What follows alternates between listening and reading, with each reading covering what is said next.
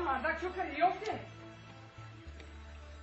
بوزا اگه بوی چی خیلی گو کرد یافته بوزا خیلی نگه کنو با بوزا گو بکنی با خیلی گو بکنی گو بکنی زبان درست گو بزنی خدای من گم کردم بوزا گم کنی با کلی من بزنی با یکی گفتم شوخی کردم کی یکه نه من همین چند روزی در نه عدی نه دشت بود بوزا کودگه من شوخی بکنم با من چیکار کنم من گناهگارم خدایی خودم بوزا زیاده آمدم دیدم منو میخواه نقشار کرد علم کن ده برو بوزا یا بیار بکنم دیوانش دل چی شدی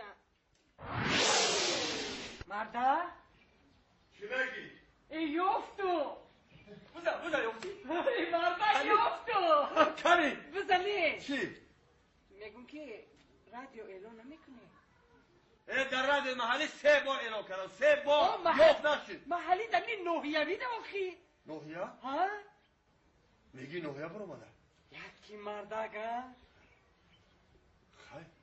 خیلی مردک جون یا رادی شوگر تیارم تیار؟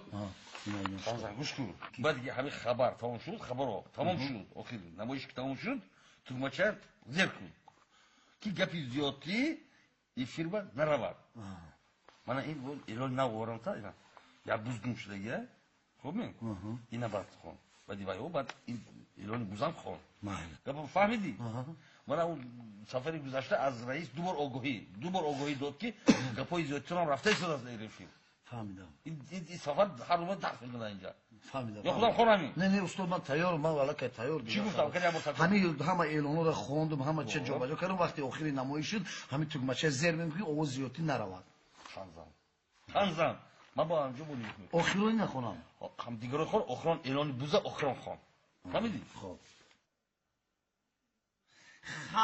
خبر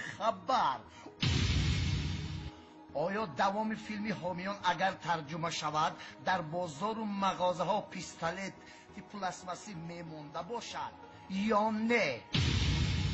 امروز بکوش چو میتوان کش که آتش چو بلند شد جهان سوخت و کلچکه ها در جویبارهای شهر مثل ماهی سیل کنان میگردند. آیا کارکنان خواجگی آنها را به چنگک میقپیده باشند یا نه؟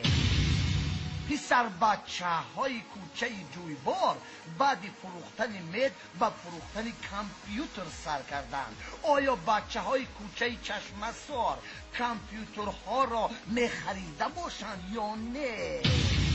اینک اعلان مطلع هست که دروازه را زنجیر بند و همسایت را دوز نگیر و مقال بزرگ زیر کارد قصاب نرو که صاحبت را میجوید.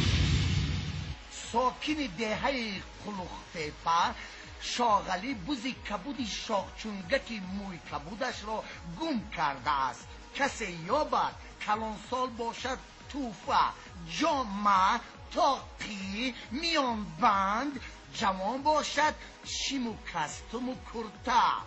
آیا دوز انصاف دارد یا بوز زیری کاردی قصاب می رود؟ میموری این بوز تمخکم بندی آخی ناشیدی شد کجا شد زیر کردی تو مچه